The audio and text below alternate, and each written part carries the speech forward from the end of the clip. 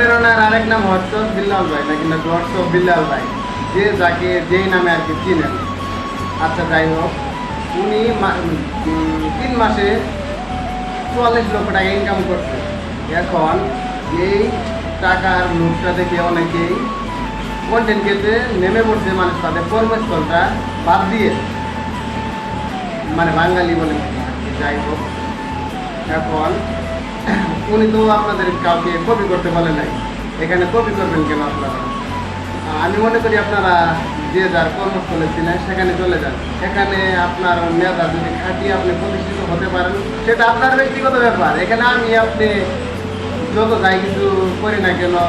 আবার আরেকটা কথা মনে রাখবেন, কথা হচ্ছে যে আপনি পিছনে লোকে কি বলবে সেটা ভেবে যদি আপনি সামনে এগিয়ে যা ভয় পান, তাহলে কিন্তু হবে না ভাই।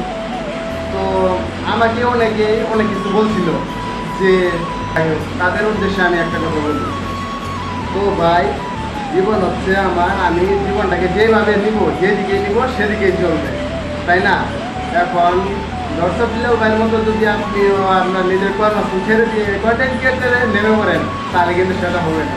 আচ্ছা যাই হোক, আপনি আপনার কর্মস্থলে চলে যান, সেটাই ভালো হবে। আর যদি কন্টেন্ট ক্রিয়েটারের মতো যদি অন্যটা কপি করতে থাকেন, তাহলে কিন্তু হবে না। আচ্ছা যাই হোক, সবাই ভালো থাকবেন। আল্লাহ হাফেজ।